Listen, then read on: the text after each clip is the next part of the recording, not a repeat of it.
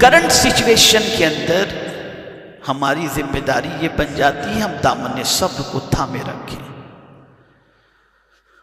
اور صبر بزدلی کا نام نہیں ہے، صبر طاقت کا نام ہے. اور اگر یہ بزدلی کی بات ہوتی تو کبھی اللہ عز و جل اپنے محبوب صلی اللہ علیہ وسلم سے نہ فرماتا وَاصْبِرْ كَمَا صَبَرَ أُولُو الْعَزْمِ مِنَ الرُّسُلِ. تو یہ قوت والا کام ہے. وَإِن تَصْبِرُوا وَتَتَّقُوا لَا يَضُرُّكُمْ كَيْدُهُمْ شَيْئًا. کوئی بھی چیز تم کو نقصان نہیں پہنچا سکتی، کوئی مکر تمہیں نقصان نہیں پہنچا سکتا. اسی کے ساتھ ساتھ ایک اور مقام پر بھی آ جائے لَتُبْلَوُنَّ فِي أَمْوَالِكُمْ وَأَنفُسِكُمْ وَلَتَسْمَعُنَّ مِنَ الَّذِينَ أُوتُوا الْكِتَابَ مِنْ قَبْلِكُمْ وَمِنَ الَّذِينَ أَشْرَكُوا أَذًى كَثِيرًا وَإِن تَصْبِرُوا وَتَتَّقُوا فَإِنَّ ذَلِكَ مِنْ عَزْمِ الْأُمُورِ. بہت ساری باتیں، یہ مفہوم عرض کر رہا ہوں، بہت ساری باتیں تم سنو گے. تمہیں مال سے آزمایا جائے گا، تمہیں جان سے آزمایا جائے گا، اہل کتاب سے، مشرکین سے. بہت ساری ایسی باتیں تم سنو گے جس سے تم کو تکلیف پہنچے گی، اذیت پہنچے گی. تو اب کیا کرنا چاہیے؟ تو وہاں بھی یہی دو صفت آئی وَإِن تَصْبِرُوا وَتَتَّقُوا فَإِنَّ ذَلِكَ مِنْ عَزْمِ الْأُمُورِ. اگر تم صبر کرو اور تقوی اختیار کرو تو یہ ہمت والے کام ہے، یہ ہمت والے کام ہے. میرے پیارے آقا صلی اللہ تعالی علیہ وسلم کے پیارے دیوانوں، اسی کے ساتھ میڈیا کا دور چل رہا ہے. اگر تھوڑا سا میں بڑھ کر کے کہوں میڈیا کا مطلب کیا؟ 90% جھوٹ، 90% جھوٹ، یہ میڈیا کا مطلب. میڈیا کی پروپیگنڈے کو کس طریقے سے، اس کا بھی سولوشن ہے کہ ایسی سچویشن ہو جب میڈیا کے اندر پروپیگنڈا تمہاری دل آزاری کا کیا جائے تو تمہیں کیا کرنا چاہیے. میں آپ کو بتاؤں، غزوہ بدر کے موقع پر رسول رحمت صلی اللہ علیہ وسلم کو اللہ رب العزت جل جلالہ نے جب فتح عطا فرمائی تو ابو سفیان جو ابھی تک اسلام قبول نہیں کیے تھے اور اس جنگ کے اندر وہ تھے منکرین کی طرف سے، تو جاتے جاتے انہوں نے کہا تھا آئندہ سال دیکھ لیں گے. تو سرکار صلی اللہ علیہ وسلم نے اس چیلنج کو قبول کر لیا تھا. ٹھیک ہے، اب رسول اعظم صلی اللہ علیہ وسلم نے تیاریاں شروع کر دی. ابو سفیان، ان کو پتہ چلا کہ حضور صلی اللہ علیہ وسلم دوسری جنگ کی تیاری کے اندر لگ گئے ہیں، صحابہ پوری تیاری کے اندر ہیں. تو مدینہ منورہ سے ایک صاحب مکہ مکرمہ پہنچے تھے، یا شاید مکہ مکرمہ ہی میں وہ تھے، اور ان کو بہت اچھی رقم دی گئی اور کہا گیا کہ تم مدینے جاؤ. اب میڈیا، جاؤ مدینہ شریف اور گھر گھر جا کر کے لوگوں سے کہو کہ ابو سفیان نے بہت بڑی فوج تیار کر رکھی ہے، ان کا مقابلہ تم نہیں کر سکتے. جبکہ ادھر ڈر تھا ابو سفیان کو کہ کہیں جنگ ہوئی تو ہمارا حال کیا ہوگا. لیکن پروپیگنڈا میڈیا کا، گھر گھر جا کر کے بات کہی گئی. اب صحابہ تھے، وہ ایمان بڑا پختہ تھا، بڑا پاورفل ایمان تھا. قرآن نے اس کو آج یہ آیت کریمہ آئی، اس کو قرآن نے مینشن کیا.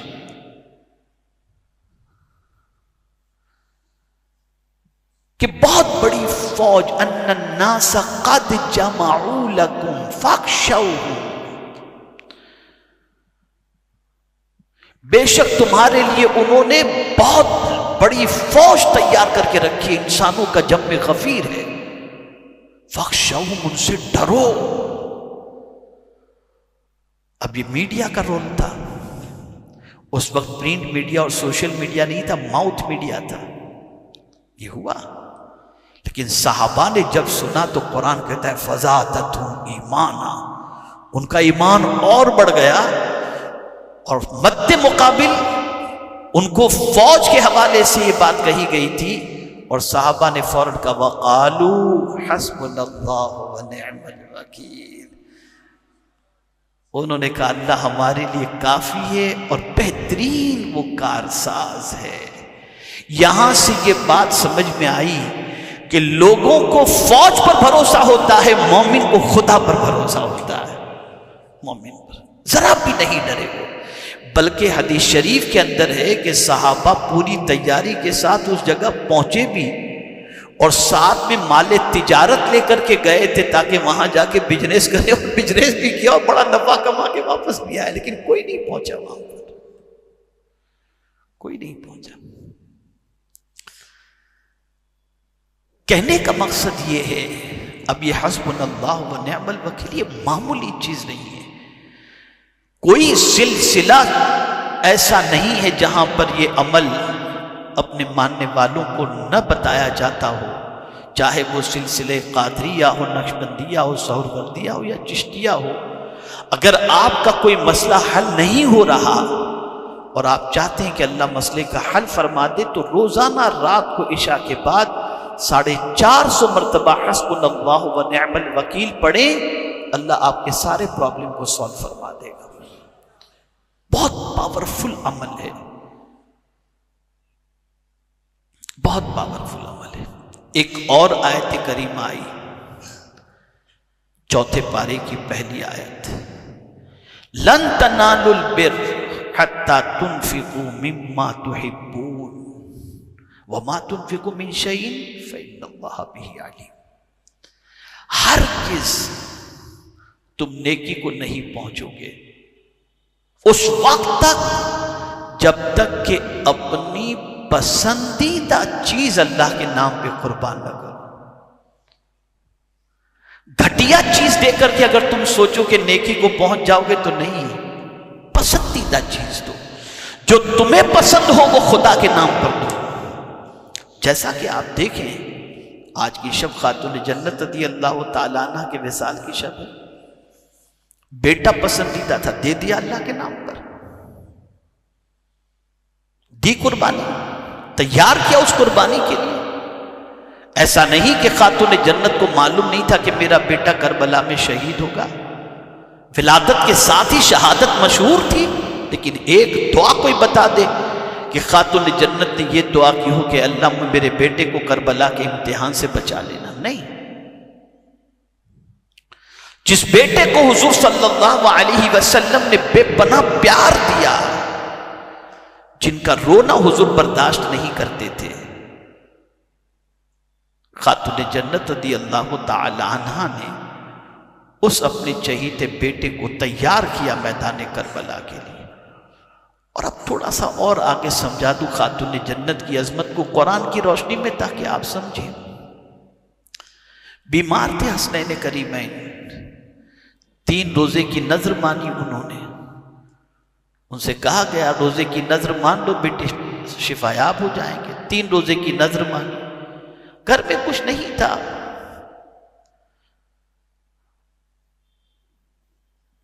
مولا علی کرم اللہ تعالی وجہہ الکریم سے خاتون جنت نے کہا کہ آپ کہیں سے آٹا لے آئیے تاکہ روٹیاں بنیں اور افطار کیا جائے۔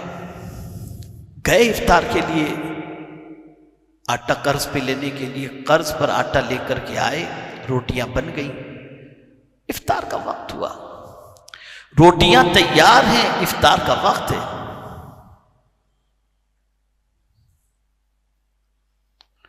ایسے میں دروازے پر ایک مسکین نے آواز دی، اللہ کے نام پہ کچھ دو۔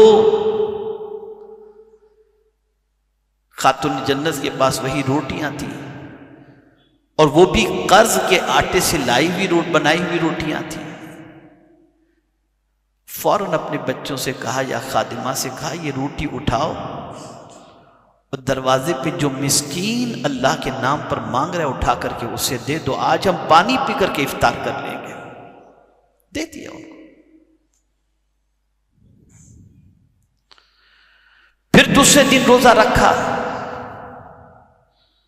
روٹیاں سامنے موجود، پھر دروازے پر کسی نے آواز دی میں یتیم ہوں، اللہ کے نام پہ کچھ عطا کر دو، بھوکا ہوں۔ روٹیاں اٹھائیں، کہا جاؤ سائل کو دے دو، دے دیا گیا۔ تیسرے دن پھر روٹیاں بنائی گئیں، دروازے پر پھر سائل آیا، تیسرا روزہ تھا، آخری روزہ تھا، آواز دی، میں قیدی ہوں، مجھے اللہ کے نام پہ کچھ دے دو، اٹھا کر کے دے دی، اور اللہ کا شکر ادا کیا، پانی پی کر افطار کر کے، مولا تو نے ہمیں نذر پوری کرنے کی توفیق عطا فرمائی۔ اب دیکھیے قرآن کیا کہتا ہے، وہ لوگ جنہوں نے ان کے دست کرم سے روٹیاں کھائیں، انہوں نے شکریہ بھی کہا، جزاک اللہ بھی کہا، لیکن قرآن کہتا ہے خاتون جنت رضی اللہ تعالی عنہ کے عمل سے متعلق وَيُطْعِمُونَ الطَّعَامَ عَلَىٰ حُبِّهِ مِسْكِينًا وَيَتِيمًا وَأَسِيرًا إِنَّمَا نُطْعِمُكُمْ لِوَجْهِ اللَّهِ لَا نُرِيدُ مِنْكُمْ جَزَاءً وَلَا شُكُورًا۔ اے یتیم و مسکین و اسیر، میں نے تمہیں اس لیے نہیں کھلایا کہ تم جو ہے میرا شکر ادا کرو یا مجھے جزاک اللہ کہو، میں نے تو یہ جو کچھ تمہیں کھلایا ہے صرف میرے رب کو راضی کرنے کے لیے کھلایا ہے۔ اور قرآن کا یہ لفظ ہے کہ وَيُطْعِمُونَ الطَّعَامَ عَلَىٰ حُبِّهِ، تو یہ بات ہمیشہ کے لیے ذہن کے اندر محفوظ رکھیں، قرآن کا فیصلہ ہے، نیکی کو ہرگز نہیں پہنچ سکتے جب تک کہ اپنی پسندیدہ چیز راہ خدا میں قربان نہ کریں۔ اور یہی وجہ ہے کہ اس آیت کی تفسیر آپ دیکھیں گے تو آپ کی عقل دنگ رہ جائے گی کہ کس طریقے سے اللہ والوں نے اپنی پسندیدہ چیز کو اللہ کے نام پہ قربان کیا۔ تو آج یہ آیت کریمہ آئی، اور اسی کے ساتھ ساتھ ایک اور آیت کریمہ بھی آئی جو ہمارے مزاج کو درست کرنے کے لیے ہے، ہماری سوچ کو پرفیکٹ کرنے کے لیے ہے۔ آج پوری دنیا کے اندر رسول رحمت صلی اللہ علیہ وسلم سے محبت کرنے والوں کی ایک بڑی تعداد موجود ہے۔ غلامان رسول جتنے دنیا کے اندر پائے جائیں گے، اتنے کسی ذات کی محبت میں گرفتار دنیا کے اندر آپ کسی انسان کو نہیں دیکھیں گے۔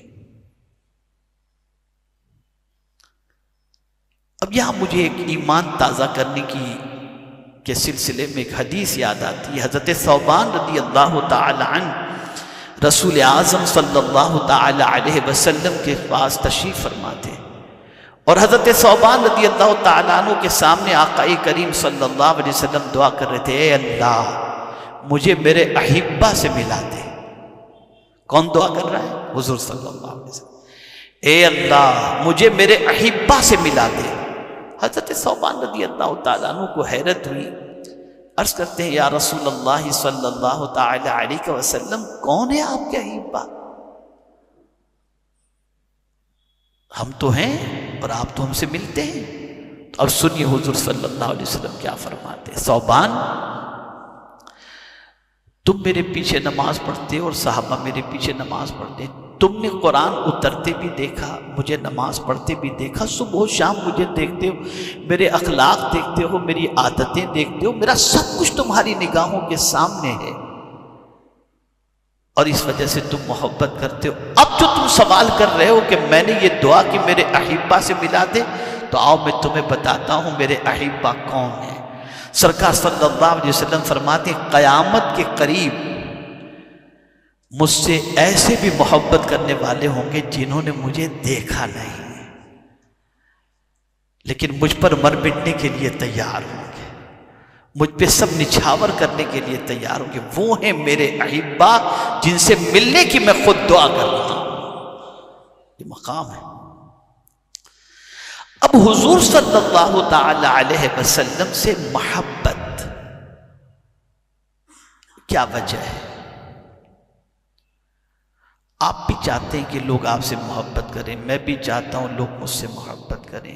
دنیا کا کوئی انسان نہیں چاہتا کہ لوگ اس سے نفرت کریں، ہر انسان چاہتا ہے کہ لوگ اس سے محبت کریں۔ قرآن نے ضابطہ عطا کیا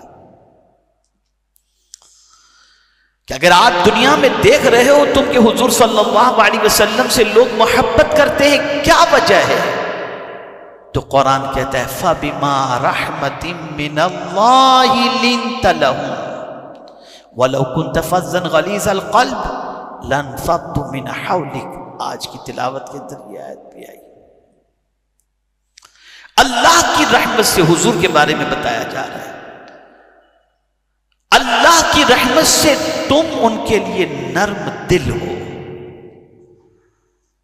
اگر تم سخت دل ہوتے تو تمہارے پاس سے یہ چاہنے والوں کا جمگھٹا چھٹ جاتا۔ پتا چلا کہ جس کے اندر نرمی ہوگی لوگ اس سے محبت کریں گے۔ نرمی ایسی چیز ہے جو ہر خیر کو لاتی ہے۔ آقا کریم صلی اللہ علیہ وسلم اتنی نرم طبیعت کے تھے، اتنی نرم طبیعت کے تھے جس کی کوئی انتہا نہیں۔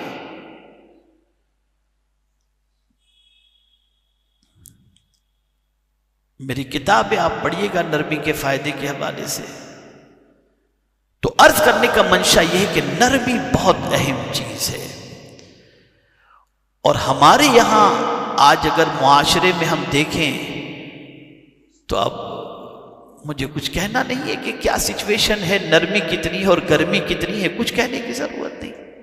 ہمارے محلوں کے اندر تو اللہ خیر فرمائے غصہ بالکل ناک پہ رہتا ہے، اللہ خیر فرمائے جو حالات ہیں، کچھ کہنے کی ضرورت نہیں۔ اس لیے کہ ہم نے سارے طریقے قرآن سے سیکھنے کی بجائے اور حضور صلی اللہ علیہ وسلم سے سیکھنے کی بجائے پتہ نہیں ہم نے کہاں سے سیکھے۔ اور بڑی معذرت کے ساتھ عرض کروں کہ آدمی سمجھتا ہے کہ ہم اس کو فالو کریں گے تو ہمیں عزت نہیں ملے گی۔ نہیں، عزت اسی میں ہے اگر کوئی اللہ کے قانون پر عمل کرے، اللہ کے رسول صلی اللہ علیہ وسلم کے قانون پر عمل کرے تو اللہ عز و جل اسے عزت عطا فرماتا ہے۔ اب میں گفتگو کو سمیٹتے ہوئے عرض کروں، چند چیزوں کو ذہن میں رکھنا ہے۔ اسلام کمپلیٹ اپناؤ، اور اسلام کے علاوہ کسی دوسرے مذاہب کے رسم و رواج کو اپنانے کی ضرورت نہیں۔ اگر کوئی اپنائے گا تو وہ آخرت میں گھاٹے میں رہے گا، جیسا کہ آج کی تفسیر میں آیا، آج کی تلاوت میں آیا وَمَن يَبْتَغِ غَيْرَ الْإِسْلَامِ دِينًا فَلَن يُقْبَلَ مِنْهُ وَهُوَ فِي الْآخِرَةِ مِنَ الْخَاسِرِينَ۔ دوسری چیز، حالات کیسے ہی ہوں، تم کو کتنا ہی ورغلایا جائے اور مشتعل کیا جائے، تمہارے لیے ضروری ہے وَإِن تَصْبِرُوا وَتَتَّقُوا لَا يَضُرُّكُمْ كَيْدُهُمْ شَيْئًا۔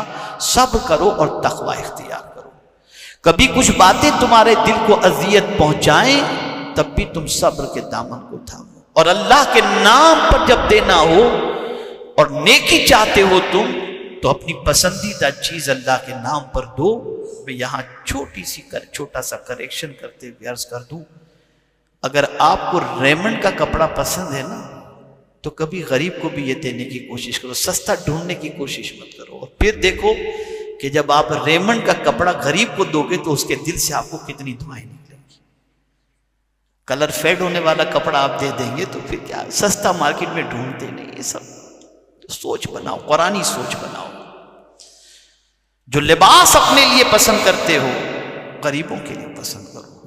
ہاں بہت ساروں کو دینا ہے تب بھی اچھی چیز تلاش کرو، اچھی چیز۔ تو مجھے یہاں پر ایک واقعہ یاد آ رہا ہے، اور وہ واقعہ یہ ہے کہ ایک خاتون کے یہاں ایک کام والی تھی، کام والی کو بہت چاہتی تھی۔ کام والی کا برتھ ڈے آیا تو وہ سٹھانی گئی مارکیٹ کے اندر ساڑی خریدنے کے لیے، اور جا کر کے کہتی ہے جو تھوڑی سستی ہو، کچھ اچھی ہو وہ بتاؤ۔ بتایا گیا، سستی والی ساڑی اس نے خریدی اور لا کر کے نوکرانی کو اس نے دے دیا۔ اب نوکرانی تو بہرحال نوکرانی ہے، سٹھانی کی طرف سے ملی ہوئی چیز کو اس نے بہت تعریف کی، رکھ لی۔ اب سٹھانی کا برتھ ڈے آیا تو نوکرانی بڑے شو روم میں جاتی ہے، اچھی والی ساڑی بتاؤ، اور پھر وہ اپنی سٹھانی کے لیے اچھی والی ساڑی لا کر کے دیتی ہے۔ آپ سوچ دیکھیں کہ سٹھانی کی سوچ کتنی بودی ہے اور کام والی کی سوچ کتنی اچھی ہے۔ یہ آج آپ مارکیٹ میں دیکھیں گے، میں بالکل بلا کسی اس کے عرض کر رہا ہوں، آپ دیکھ سکتے ہیں اس کو مارکیٹ کے اندر، بالکل آپ دیکھ سکتے ہیں کہ غریب کا دل بہت بڑا نظر آئے گا، اور یہ تجربہ ہے ان کو، یہ ہمیں تجربہ ہے، لیکن بہت زیادہ ہوں گے نا جن کو اللہ نے بول کا دل چھوٹا ہوگا، الا ماشاءاللہ، سب کی بات نہیں کر رہا۔ تو جو آپ کو پسند ہے، قرآن کہتا ہے اگر تم نیکی کو پہنچنا چاہتے ہو تو اپنے کو جو پسند ہے وہ اللہ کے نام پر دو۔ اور اسی کے ساتھ ساتھ آج کے درس قرآن کے اندر یہ بات ذہن میں رکھیں کہ حضور صلی اللہ علیہ وسلم کی محبت میں جو لوگ گرفتار تھے، اس کی ایک سب سے بڑی وجہ یہ تھی کہ حضور کی طرف سے ان کو پیار ملتا تھا، حضور کی طرف سے ان کو نرمی ملتی تھی۔ نتیجتاً اللہ تعالیٰ نے اس نرمی کے عوض کے اندر لوگوں کے دلوں کے اندر حضور کی محبت پیدا فرما دی، اور حضور صلی اللہ علیہ وسلم کی طرف سے ملنے والے پیار کے عوض کے اندر آقا کریم صلی اللہ علیہ وسلم کی محبت کا چراغ لوگوں کے سینوں میں روشن ہوا۔ اور یہ پیار بانٹنے کے اندر کوئی سامنے سے کچھ ریور لینے والی پوزیشن نہیں تھی کہ پیار ان کو دوں گا، نرمی سے پیش آؤں گا تو یہ مجھے کچھ دیں، خدا کی قسم بالکل نہیں، دینا ہی مقصد تھا، لینا کچھ مقصد نہیں تھا اس کو۔ حضور دینے ہی کے لیے آئے تھے، دینے ہی کے لیے آئے تھے، اسی لیے قرآن کہتا ہے وَمَا آتَاكُمُ الرَّسُولُ فَخُذُوهُ، جو رسول دیں اسے لے لو، اور حضور سے کہا جا رہا ہے وَأَمَّا السَّائِلَ فَلَا تَنْهَرْ، حضور دینے کے لیے آئے۔ تو میرے پیارے آقا صلی اللہ علیہ وسلم کے پیارے دیوانوں، آیات تو بہت ساری ایسی آئیں کہ جن پر تفصیلی گفتگو کی جانی چاہیے، لیکن میں نے مختصراً چند آیتوں کو آپ کے سامنے اور اس کے مفہوم کو آپ کے سامنے پیش کیا، اور ساتھ ہی ساتھ چونکہ آج سیدۃ النساء خاتون جنت رضی اللہ تعالی عنہا کا شب وصال ہے، عنہا کی شب وصال ہے، تو ایک بات ان کے حوالے سے کہہ دوں کہ ان کو بتول کہا جاتا ہے، زہرہ بتول۔ بتول کے معنی کیا ہوتا ہے جانتے ہیں آپ؟ سب سے کٹ کر رہنے والے کو بتول کہتے ہیں۔ وَاذْكُرِ اسْمَ رَبِّكَ وَتَبَتَّلْ إِلَيْهِ تَبْتِيلًا، اللہ کا ذکر کرو، اللہ کے نام کا ذکر کرو، اور سب سے کٹ کر اس کے ہو جاؤ۔ خاتون جنت سب سے کٹ کر خدا کی ہو گئی تھی، اور اسی کی یاد میں زندگی وہ گزارتی تھی۔ ان کی صبح ہوتی تھی اللہ کی یاد میں، ان کی رات ہوتی تھی اللہ کی یاد میں۔ تو اے رسول رحمت صلی اللہ علیہ وسلم کے دیوانوں، ہماری ذمہ داری یہ بن جاتی ہے کہ تعلیمات قرآن پر عمل کریں، تعلیمات رسالت مآب صلی اللہ علیہ وسلم پر عمل کریں، اور جو کچھ آج آیتوں کے ذریعے ہم نے سنا اس کو اپنی زندگی میں امپلیمنٹ کرنے کی کوشش کریں۔ رزلٹ وہی ہوگا جو میرے کریم نے فرما دیا ہے۔